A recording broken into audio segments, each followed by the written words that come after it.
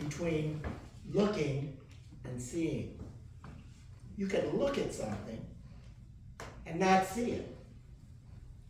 Seeing is very different from looking. Looking is pointing your eyes at something. Seeing requires time, contact, and engagement, ultimately understanding. That happens not in your eyes, but in your head. It is a moment of comprehension that is yours alone. If that happens to you while you're looking at my paintings, then you are seeing, and in that moment, you and I are collaborators. Without you, all this means nothing. Only you can interpret and assign meaning to my works. And in that moment, that happens in your head. It can only happen in your head. So thank you for making all this work. I do that with Lincoln photographs.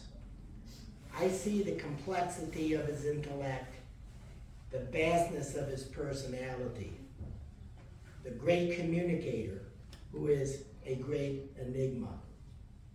A man born of a desolate wilderness who becomes one of the greatest thinkers of his time. I find that inconceivable. He occupies a huge place in my memory. Lots of images I carry up here. Probably all 131 of them, to be exact. Yesterday, I learned for the first time that in the last 5 years of his life, he sat for 87 formal portraits. Lincoln appreciated the power of the photograph, and he made sure that they were widely distributed. He was photographed frequently, and he had produced small cards that one would carry, called CDVs, and he made sure those were widely circulated. It is difficult for us now to imagine a time when people had no idea what their public figures looked like. Only with the photographs could people actually see Lincoln, who they heard and read about. The fame of our public figures is a function of their relationship with the camera, and in a context, very often, of the most trivial and intimate details of their personal affairs. The famous now are known, we're just getting well known.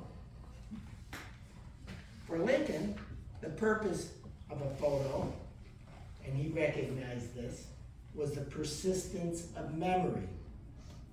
And in the 19th century, the photographic process was more religious alchemy than applied technology. Why is that? Because the photograph bestowed immortality. Scarlet fever, cholera, typhoid, and other diseases destroyed whole families. A photograph might be all that is left to recall those that have passed on. Lincoln understood the power of myth. He knew that his unique physical appearance and stature intrigued people, and he used it to his political advantage. He would even add another foot of height by wearing a stovetop hat. At the time, Lincoln was considered a hayseed, gawky, weird-looking. Matthew Brady photographed him and made him look like a statesman. 400,000, I'm going to repeat that, 400,000 images were distributed nationally. In 2 years, there would be more than 1 million other photographs of him in circulation. We all have a mental portrait of him. Gaunt, a little dusty, hollow cheeks, the mussed hair, the barely contained sadness in his eyes. We remember him, but in the photograph, frozen forever, is the light that fell on that face. His face preserved, ephemeral, enigmatic. A miracle of objectivity where light describes a moment we can enter, a past that becomes present. I find that so weird and so strange. And Lincoln recognized that it was part of his legacy. He also posed for 2 life masks, or casts of his face. I ask myself why. This process required plaster being applied to a face while he lay prone with small turkey quills that were inserted in his nose so that he could breathe. This is an example, it's actually a copy of a face cast made by Leonard Volk, who was a sculptor who recognized very early on that Lincoln was going to be a legend. Volk had never made a face cast before, and he did not apply enough agar or parting medium to his face and hair for the plaster to release easily. He had a great deal of difficulty removing the plaster, and Lincoln himself grabbed the top of the plaster and began pulling it, bringing with it a great deal of hair.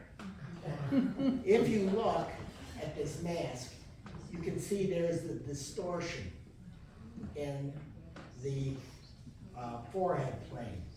And that is because of Lincoln warping the plaster. Lincoln took this as a great joke, but later he described the whole process as very, very disagreeable. In fact, he used to like to quote a ditty that he found, and it's prophetic. Mortal man with face of clay, here tomorrow, gone today.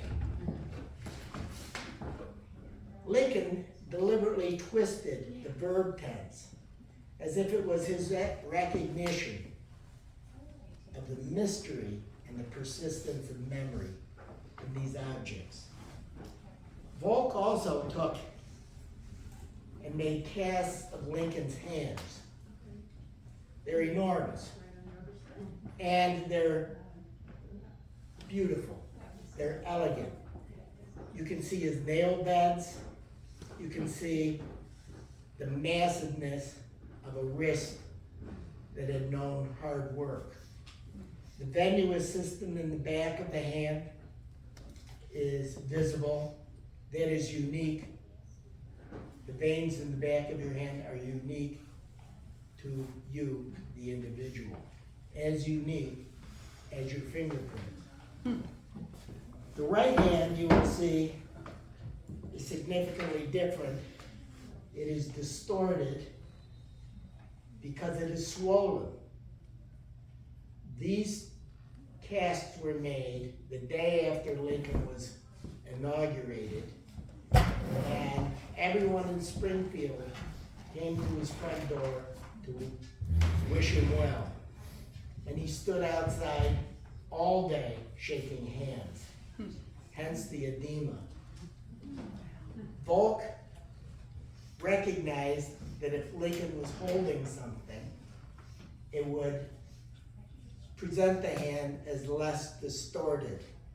So Lincoln went to the woodshed, cut the broom handle Mary Todd's broom, which she never used, and came back in, trimming the rough edges, and Volk just shook his head because he came to recognize later on that that was Lincoln's particularity at work, needing to trim and get it as right as he could.